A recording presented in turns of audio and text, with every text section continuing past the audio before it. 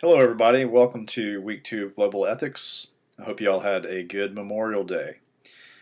So, I want to go back over last week's exercises and discussions a little bit, and then talk a little bit about what's coming up this week. First of all, I want to thank you guys for doing a great job on your introductions. I really enjoyed listening, reading your introductions, and watching the videos and things like that. I thought that was really great. Really enjoyed learning more about you all.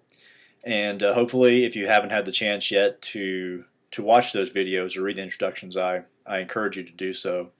They were really well done.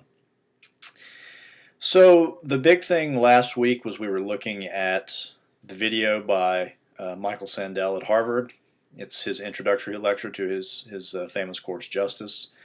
And if that was something that you enjoyed and found interesting, I would encourage you to watch the rest of it. You can watch it all online. And if you're interested in that, I can post the links on Scholar or on the website or whatever.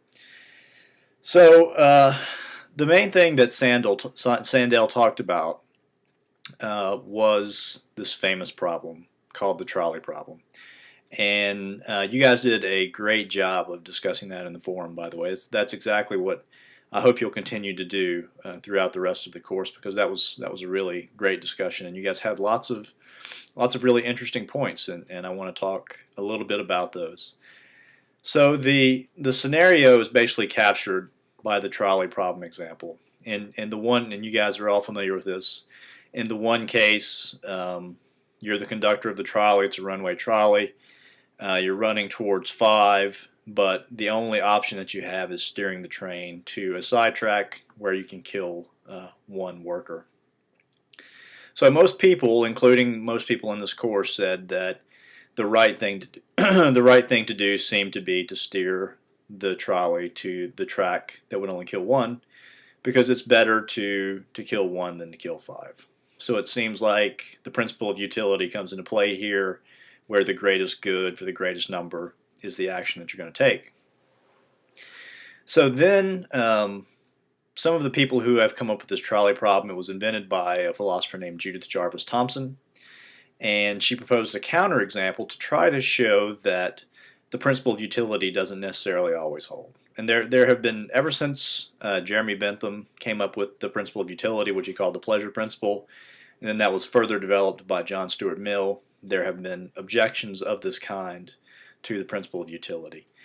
So the other example that Thomson developed is, instead of being the conductor on the trolley, you're actually an observer on an overpass, and you see a really fat man who, just for hypothetical sake, you say if you push him off of the overpass, he will land on the tracks and he will stop the trolley, saving the 5 people. So it seems like the same principle holds. You're basically sacrificing one person to save the life of 5. So the principle of utility would say that you have done the greatest good for the greatest number. Therefore, if you're following the principle of utility, then that's the action that you should take. Ironically, most people in general, and most people in this course, in the discussion, said that they would not feel comfortable pushing the fat man off, or they would not push the fat man off of the overpass. And then Sandel goes on to give some other examples of the surgeon who can kill the healthy patient, harvest the organs, and save the 5, or the ship's captain killing the cabin boy, basically so the rest of the crew can survive and have something to eat, and the cabin boy's sick, and all the other sorts of things that are in the scenario. The first point I want to make is just a general point for these kinds of discussions. I know some of these scenarios seem a little bit far-fetched and a little bit silly, but for the purposes of this course, it's important that you view them as a thought experiment and just, suspend disbelief, because there are some important things. Even though these scenarios can be a bit silly, there are some important principles that can be uncovered in our human behavior and in our reasoning if we sort of try to follow these principles or these thought experiments through. That's the whole purpose behind the thought experiment, is to illuminate something that may be governing our behavior. For instance, in this case, is it really the principle of utility that's governing our behavior? Okay, so if you have the one example where you're going to kill one to save 5, and yet you have another example where you're not going to kill one to save 5, it seems like there is contradiction there, or some sort of faulty reasoning is going on. So what we have to do is we have to try to puzzle out what exactly the difference is between the two scenarios. And there were quite a few examples or suggestions that you guys posted in the discussion that I want to talk about a little bit. The first one, and probably the most common one that I saw, is that there is a distinction between being the conductor of a train, where you have a responsibility based on your position to act in a certain way, and part of that action could be to steer the train onto the other track. And that is contrasted, the position of the conductor is contrasted with the position of an observer, who has no sort of no ethical responsibilities to save the 5 people on the track. So that seems to make sense on the face of it, and it's certainly true that when you take on a position, you assume certain other responsibilities.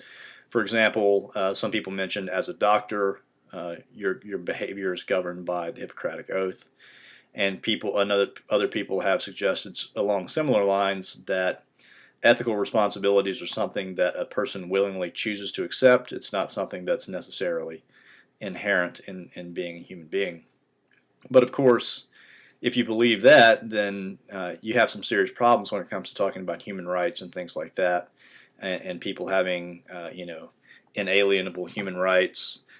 Basically, the principles that the United States was founded on was that the principle that all men are created equal, meaning that all men and women have equal rights. So a counterexample to think about here is, so if you're the conductor and you're going down the track and you sort of have this ethical responsibility based on your position as a conductor to try to save the 5 workers on the track, but there's not the sidetrack option. You can't divert to a sidetrack and kill the one to save the 5. But you also, let's say you have a camera or something like that, and you see on the overpass that there's the fat man standing up there. And it just so happens, and this is where the thought experiment gets kind of wacky again, but just for the sake of argument, let's say that you have a button on the train that you can push the button, and it will, tilt the train up, or the overpass up. The fat man slides off in front of the train, and he is fat enough that he will stop the train. I know somebody questioned, why does he have to be fat? And I'm not trying to, or the people who invented the argument are not trying to make any derogatory statements about people that are overweight. But just for the sake of this argument, it has to be somebody big enough to stop the train, which would have to be somebody really big. But anyway, so he slides off of the overpass and he stops the train. How would people feel about that? So the argument goes that you have an ethical responsibility as a conductor to save the people on the track based on your position as a conductor. Therefore, you have a responsibility to try to save those workers on the track, and you can do that by pushing the button and dumping the fat man on the track, basically. Would you do it? And I think that most people would say no. Most people feel uncomfortable with the idea of killing an innocent onlooker, innocent bystander. So that leads to another principle that's been developed that I want to talk about a little bit. And some philosophers, this actually goes back to St. Thomas Aquinas. There's something that's called the doctrine of double effect. And the doctrine of double effect basically says that there's a distinction between intending to do someone harm and taking an action and foreseeing that harm is going to take place while not intending to do harm. And I'll give you an example. Probably the easiest example to understand is something that happens in war. So let's take a distinction between a terrorist bombing and a strategic bombing in a war. Okay. So as a terrorist, when you decide to bomb, let's say, you can even say the Allies firebombing in World War II, or you could even say, the atomic bombs that were dropped in Nagasaki.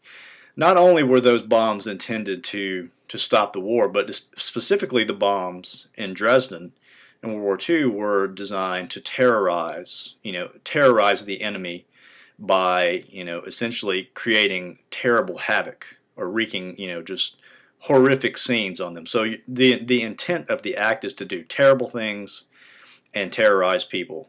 So, and that is a terrorist attack. So in that